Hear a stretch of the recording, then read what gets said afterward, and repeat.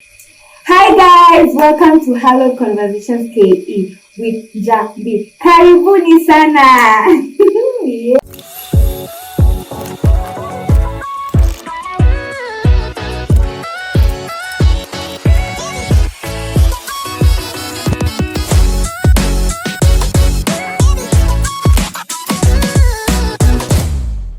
Yes guys, karibuni sana to this episode. I know you guys have been wondering, kwani nilienda wapi? Worry not, nimekuwa tu hapa. Yeah, some few things here and there, life happens and then nothing major, but basically life, and I was adjusting to me being all these Hallowed Conversations Ke plus the rest of my life. Yeah, you get it? Yes guys, so karibuni sana. Thank you so much for our subscribers, our continued subscribers. Asanteni sana. Thank you to our continued support, for supporting family. We don't take it for granted. Na kama hauja subscribe, kindly subscribe, because we are back and we are not leaving this time. We are just finding a balance of how to do this and do live. Sindio wadau. So all that said, in today's episode we have a guest, an amazing one, and as you can see ako hapa kando yangu and I'm excited. Sijui nimeintroduce aje, but this is my friend. We are going to just have a conversation of something I'm going to tell you about sindio in a few, but for now I would love ajiintroduce mjue nani, but disclaimer, he's my friend, a very good friend of mine. Nimemjua for the last 1 year plus a few months, of course. Alafu we fellowship in the same church, so he's a born again Christian. But sitaki kumuintroduce, acha ajiintroduce, atuambie jina lake, ametoka wapi, anafanya nini and all that before now we begin with the conversation. Karibu. Thank you so much. Thank you for having me. Karibu.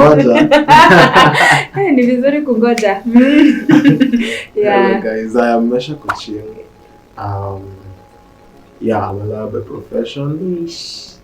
Watu wa nguvu kwa hii channel, na msubscribe juu nawaletea watu wa nguvu. Yes. Lakini entrepreneurship is what I do sana. Yeah. It's still my heart as I normally say. Aside from that, I am a trader as well. Yeah. Watu mnataka kujua kutrade, nawaletea plug. I'll post my number, but to take Instagram handle, social media handle, so that you guys can go and ask all those questions. Yeah, but yes, trading in a godly way. Yeah. Just like your disclaimer. Zingine. Most definitely. Yeah. Because the industry is a part of our career. Are you dating? Yeah. I'm not dating. I'm engaged. Just I'm engaged. Yeah. You're a fiance ama fiance. Okay, fiance. Fiance ni dem. Yeah, so he's a fiance to someone. Yes, guys, someone special. It's a blessing. Yes. So above everything else, I'm born again, like she said. Yeah. Ni vizuri kupenda Mungu ado. You see guys, we have young men who are born again Christians and they are doing well in this life. Sindio? So mwokoke. Lord to preach. Thank you so much, Mesha, for coming. Thank you for honoring my invite. I can say this is one of the easiest invites nilituma since we started Hallowed Conversations. Cause haikuwa na maswali ya guys how to do nini. He was so open, and you were like sawa nitaka. By the way, hata nikikutext nilikuwa like what? Niko ready for anything. But I love how you were willing to support our initiative and you didn't give me a hard time. Sikuwa na stress. Hata I think nikiambia my team ako ndani, I think watu wako naamini juu kuna kwanga hii you find someone ako like I'm busy what, but it was not so hard to find you, and I don't take that for granted. My team and I don't take that for granted. We appreciate you for being here. Na tuendeleze hii injili, si ndio? Na Hallowed Conversations Ke, si ndio wadau? Yes, Hallowed Conversations. Yes, subscribe guys, subscribe. No waambiange wa subscribe hawa watu. So in today's conversation is very interesting. As you know, sisi tunapenda mapenzi. So, yes, we are going to be tackling a topic on the engagement period. As you've heard, is a fiancé to someone. Yes, TMI no guys, leo hakuna TMI sana. So please, mtakuwa satisfied na kenye tutawaambia, si ndio? But tutawabamba guys, stay tuned. So we are going to have a conversation on your expectations in relationships, in a godly relationship. Of course, it's a godly relationship. And then when you cross over now to engagement from courtship, and then you have expectations now that you're engaged towards marriage. So we are going to begin with the first question, or maybe a snippet to guide us through, which inasema, how soon in your relationship did you start to talk about getting married? Okay. Interesting question. We've been dating for a long time. Yeah. But since around 2018. But when I knew for sure. Yeah. That was in 2022. That's when I had that conviction. Conviction. Wasichana wanaume wakwe na conviction. What can you say the conviction was? Is it that now you felt like you wanted to settle, ama ulikuwa unaona it's time to take maybe the relationship to the next level? Na kuna conviction ile kama, for example, kuna to maybe monetary, like maybe now my finances are good, so I can now do what? Get married. Or is it that your relationship was in a place that it was stable, you know, like unaweza tu tuambia you for you as measure, what was the one conviction that really I feel like my conviction was based solely on having grown as myself. Yeah. It isn't about, because I find, actually I figure that finances are really not a big deal when it comes to two people who really understand each other. And they have love for each other.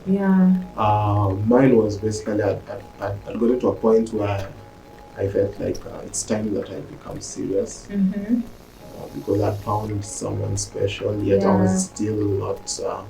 I was not that mature mentally and also emotionally. But when a man always knows, a guy always knows. A guy always knows, guys. Let me just say that. A guy always knows. So I got to that point where I knew it's about time. Then the rest is history. The rest is history. So, Miss Kabede, a guy, I really love your part here. A guy really knows, because maybe because I'm not the one who was engaging myself. Experience yangu itakuwa when now my husband was telling me that it's time. He felt the same thing umesema, like he had grown, he had matured, not only financially but also himself as a man, emotionally. You know, you get to find that you are able now to balance all these aspects of your life. And I think for a man, you'll always know. A man, by the way, wasichana, we are a Christian family, we are not condemning people, but guys, stop proposing. Yes, please don't propose. Kama hayuko ready, if the conversation is not conversing towards marriage, what can that do to you as a man? If a lady proposes, I'll say yes. Because you also don't want to crush her. No, I'm saying in that, not like in my real life.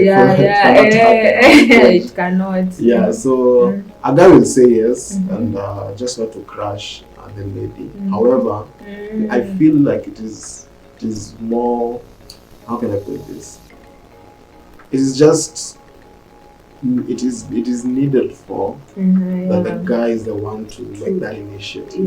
Let it not come from the lady, because now you'll be trying to mold that guy to become what you want him to become. And like on the flip side, it should be him who decides that this is the lady I want to be with. Now let me take that step. If it doesn't come from him, let's let it play out.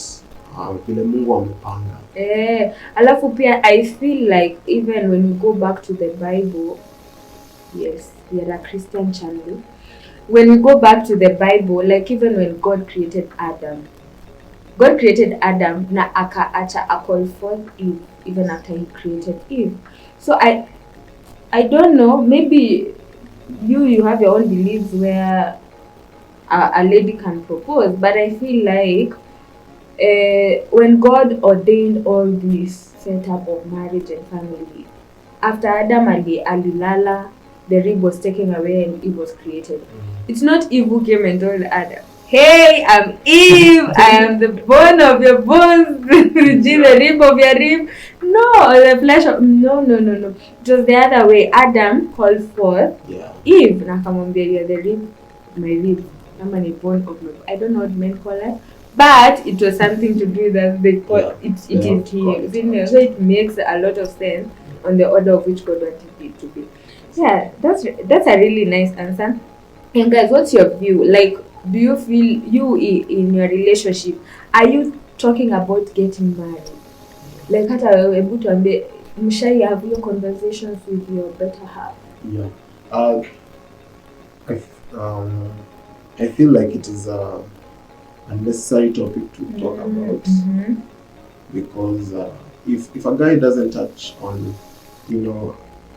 how the future will be, by the future I mean you, him, and her, plus kids.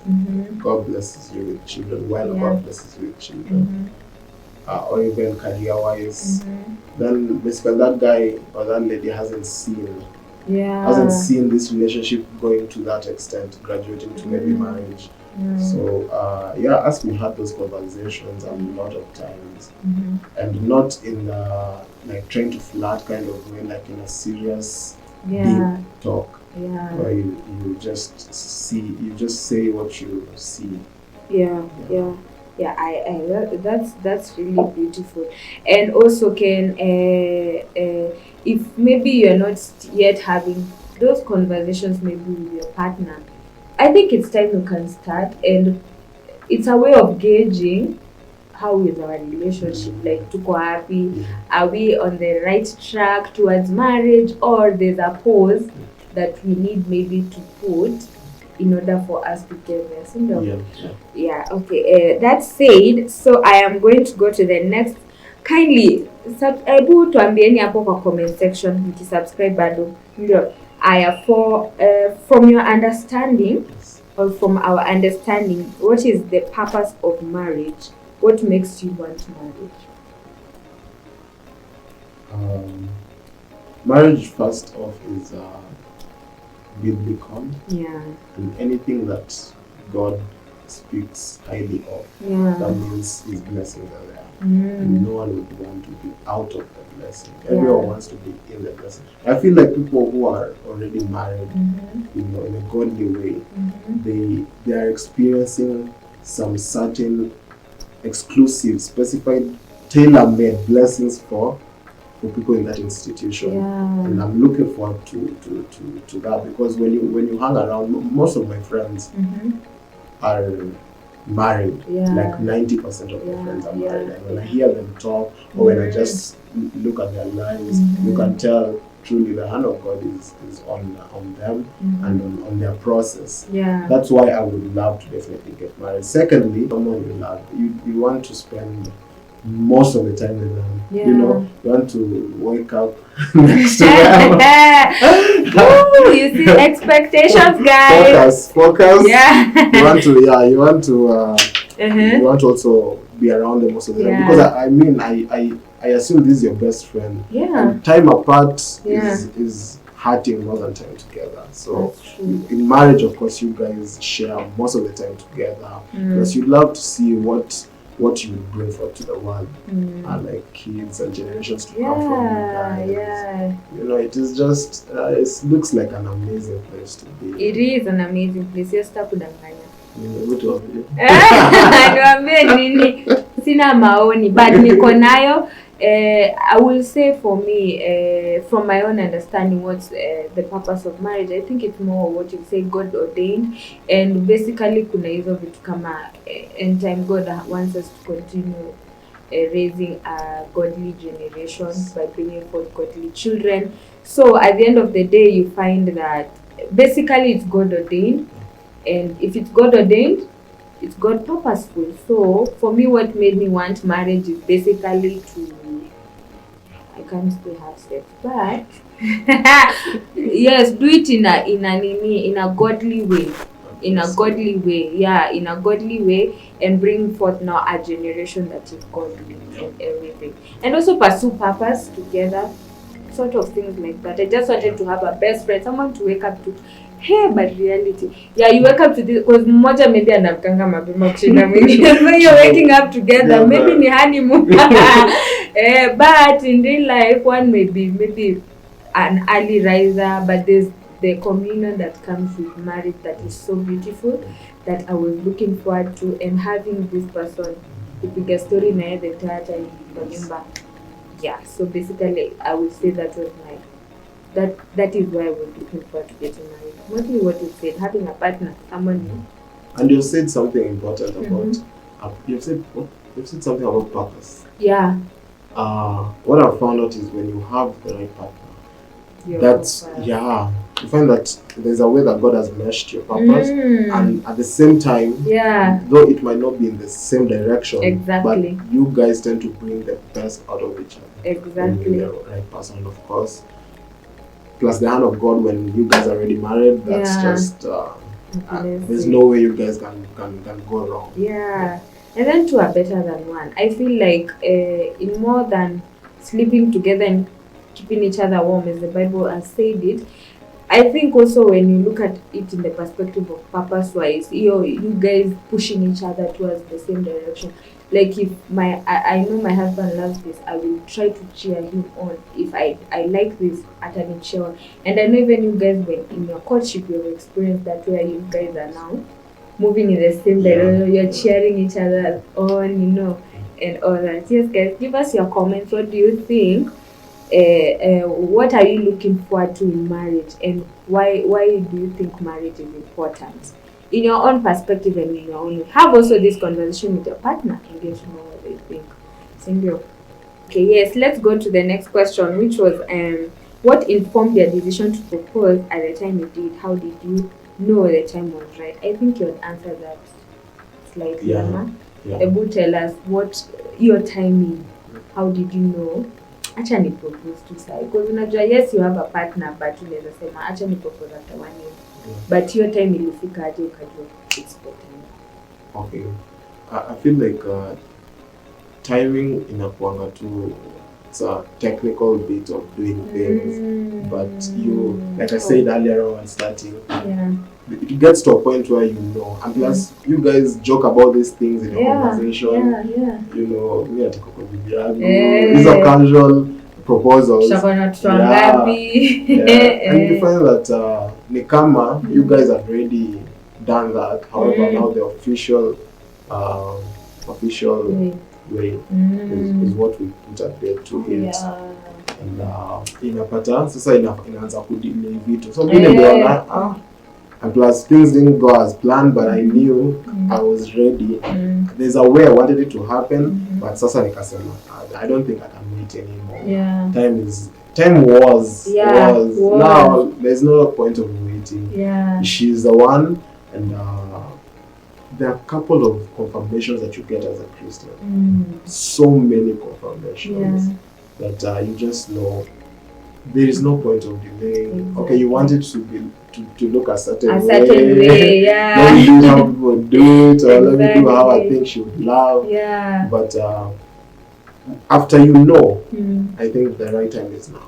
If someone maybe is watching and you're feeling like let me wait for that opportune time, vitu ziko hivi na hivi, kama unajua ni yani ni yeye, I don't know, just do it then and there, because the more you wait, the more you're just postponing the inevitable, and that is you guys love each other. The inevitable is that you guys will get married. Why not start earlier on when you're already put in your heart, like, I'm not changing my decision.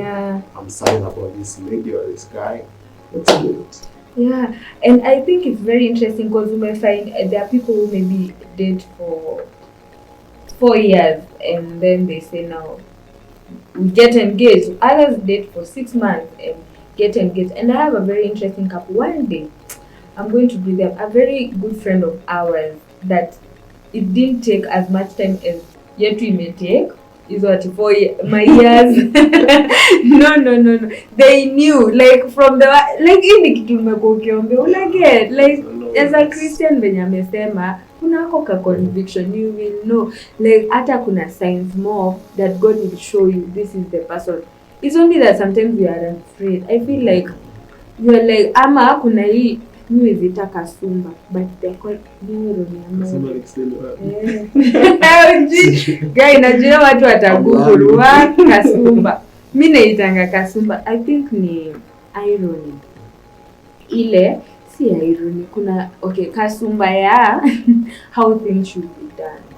Like you get, like kuna hiyo the way the world has built these things, how they should be done. You should do a proposal in a certain way. You should do this. You should get a ring. You know, there are people who are just they are just proposed to, like, I want you to be my wife. I want you to marry you, and they get married. Ingine others do, and it is well and good according to how you feel like it is fine. But you find it's because the world already picture in a certain way. That's why you want to do. But I feel like, as I said, if you feel it is time, it is time. Ndiye utaoa. Ukidate ulijua wewe ndio unataka kuoa. Sasa sijui ingine ni propaganda gani mnakwanga nayo. Acheni propaganda wanaume. Kama ni yeye muoe. Si ndio umeshakashawaambia, you know guys, acheni kuweka wasichana wetu sana. You know. That's many seed. We go to the next question, which is generally, what would you say is the significance of a proposal? Considering by this article kwa Bible mwenye tumesema. Okay. What is that significance? Like, does it have a significance? Yeah. I'd say it does, because it tends to also make you more committed. I wouldn't say that I wasn't committed, but there is I don't know how to put it. Kuna ile, like, it's as if you've appreciated something. Then even with the proposal, how me I feel and how I'm experiencing it is I feel like it is a pre-covenant. Covenant needs to be married. Now pre-covenant, not only between me and my fiancé, but between me, God, and her. Yeah, and I feel, let me ask you a question, because umeleta kitu ya covenant, and I feel like even in not in real life, like when we go back to the olden days, me by the story ya Jacob imekuwa kinisumbua akili. Yes, mmeniambia before we started shooting, nilikuwa nauliza Jacob alipropose, but wakaniambia hiyo ilikuwa kama introduction. But I feel like kama hiyo time ya Jacob, because mimi ndo amekuja kwa akili yangu. Jacob did what? Went to uncle yake, the father to Rachel. Akamwambia, I want to marry your daughter. No. Me feel like hiyo ilikuwa more of a proposal. I don't know. But I'm saying it was a commitment, as you're saying. It's like the significance, it's like a commitment of us moving out to the next step of covenant that now God will be involved, which is now wedding, and on that day what you guys do. Yes, like here sasa, now entering into the covenant with God. But I feel like the significant thing, it's a more of a serious commitment. Because when you're dating, okay, before I'm on the marriage, when you're dating, it's just like we are dating, we are friends, but now you get engaged. It's like in a good way, we are not going back. So in dating, there's that possibility. Anything can happen. Yeah, because if we find people dating, even in church, you date, then you break up, then you date someone else, you break up. So there's that possibility that tunaweza break up anytime. But when you get to that level of now you guys are engaged, then you guys already know for sure. I've tried to search. I can't find one like this is my partner. And I'm ready to go to the next level. So let me commit to you. Let me show you for sure that this time between now and before I make the vows, I'm willing to be committed to show you what it would be like when we get to that. When we get to that. And I also feel like nikama when because even when you're getting engaged, you even include somehow parents. Because as a man, sometimes it's advisable before you engage, try and maybe talk to ask permission from your parents. Ndio naambia Jacob alifanya hiyo kitu. Jacob alienda ni Laban. Alienda kwa Laban akamwambia, by the way, I want to marry this girl. So nakuletea mahari. Unaona? So na feel like hiyo time akisema hivyo asha involved nani. So there's no way you're going back. And that's why he was so offended even after working and now getting married to Leah, the sister, because I could like, I got engaged to Rachel. Why are you giving me Leah? Sifai kwa nilivuka hii mpaka. And that's why he was willing even to work now extra years so that he could get Rachel. What did you do to our boy? Jacob. When I get to heaven, I'll ask her. I'm an 7 years. Imagine working for someone for 14 years and you don't mind, can you? By the way, in real life, 14 years. Would you work for 14 years to get your current fiance? Before someone answers that question, ask yourself, how old am I? Then minus 14 years. Are you able to work for all that time? How much should we learn? It was a struggle just to get, to graduate. How about now? 14 years. My goodness. I think in our generation, akini tricky. Jacob must have not been Rachel sana. Mimi nataka kujua what did Rachel have. Ni Jacob angesema hata kama umenipea sister yake ni heri nifanye tu kazi tena. Yaani hey Christians, can you do that? If you're a man and you know you can do that. But even my husband, I'm not sure. I know. Hao wanachokanga. Men. Hata mwanamke, let's say if you propose to a lady, not now, like in another world, if you propose to a lady akatai, would you propose again? No, first of all. You see? Hata mimi nikikataa, mbona unakuja tena bro? I just said no. You get? So I feel like Jacob, you have your own grace. We respect you. Is that love or commitment? Agape, I think you don't love your God. Hata zi tuko na love your God. But I think there are men who can do that. I think. Sijawami. Yeah, I think we would be Christians.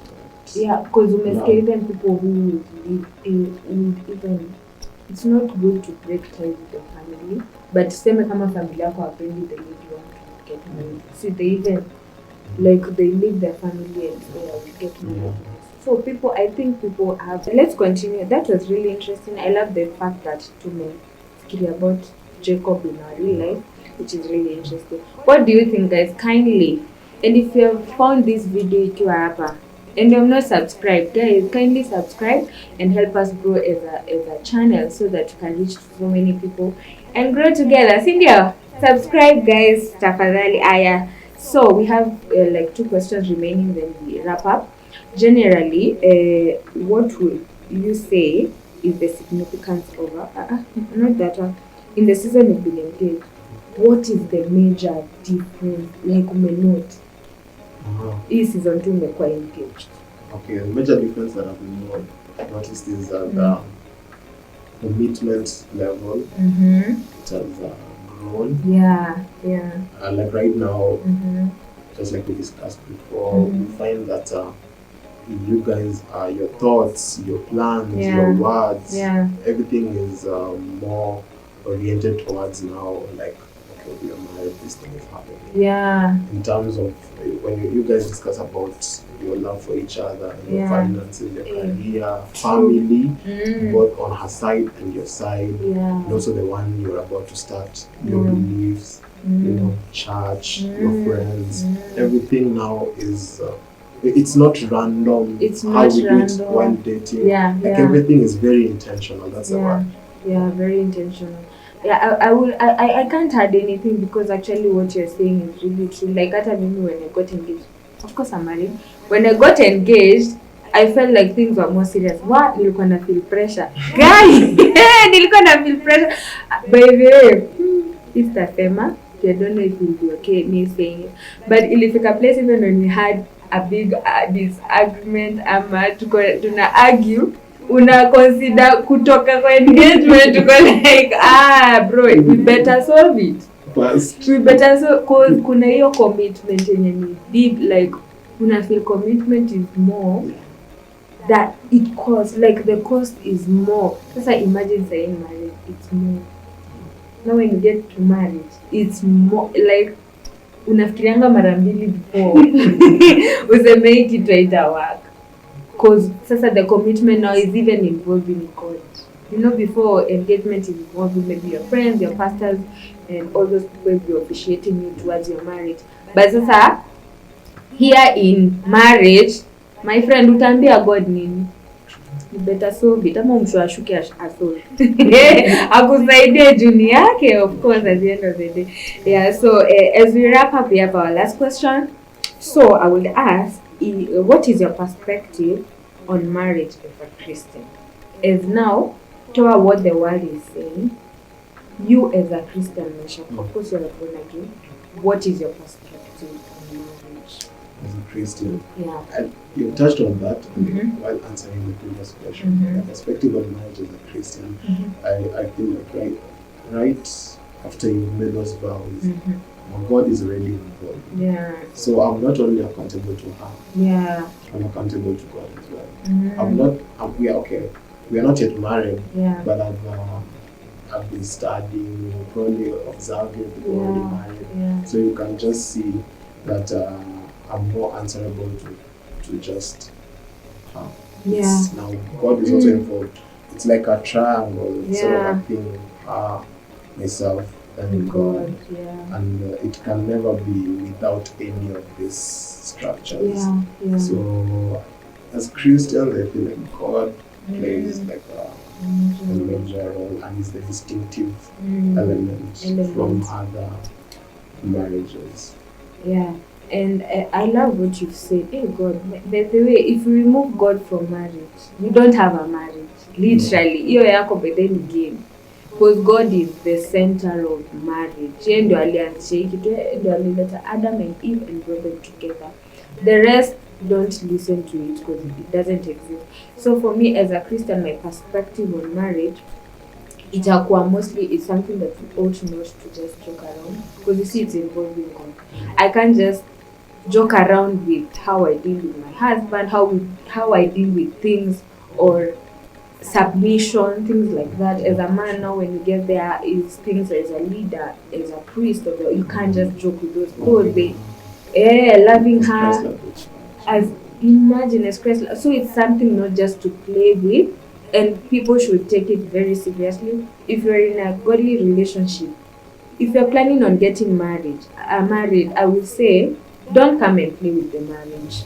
Please just take it serious and know it's not a playing ground. It's a place to work together with God to build His kingdom.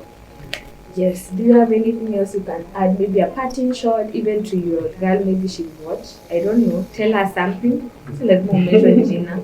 Just tell her something because I know you love her. Something to kidogo, si long. Okay. Yeah. Nitamtumia. Honey, I know you watch this definitely. Yes. I love you so much, and I'm blessed. I tell the world that all the time. Yeah, in her presence and in my heart. So she knows. She knows. We've seen it. We know. Msichana wapendwa. What? Wapendwa. You love so much, and thank you so much, Mesha, for coming. Thank you for having me. I know we will do this more, and I can't wait to have you back when now you're married. I can't wait to have you back when you're married, and also maybe not only that time, but also in other conversations which we are going to have with you in future. Thank you so much, guys, for watching this episode. I know you've enjoyed. I have enjoyed. Nimefeel time imeenda haraka, si ndio? Guys, you time imeenda haraka, Mr. Director. Anyway, thank you so much for watching. Thank you so much for staying with us till the end. Leave a comment. Let us know what you think. And I know it makes us happy and know that at least you're reaching one soul or another. And also share this with your friends. Have these discussions with your friends. And also subscribe if you have not subscribed. Aki wadau. Tumerudi. By the way, tumerudi. Poleni. Subscribe, share, like this video. Do whatever you do to show us your love. And may God bless you as you continue to build this journey, this godly platform. Yeah, it's a godly platform. Thank you so much, Mesha, for being. Nasikia kumwambia asante kila saa, but nitaendelea off camera, si ndio? Bye guys, see you next time. Bye. Cheers.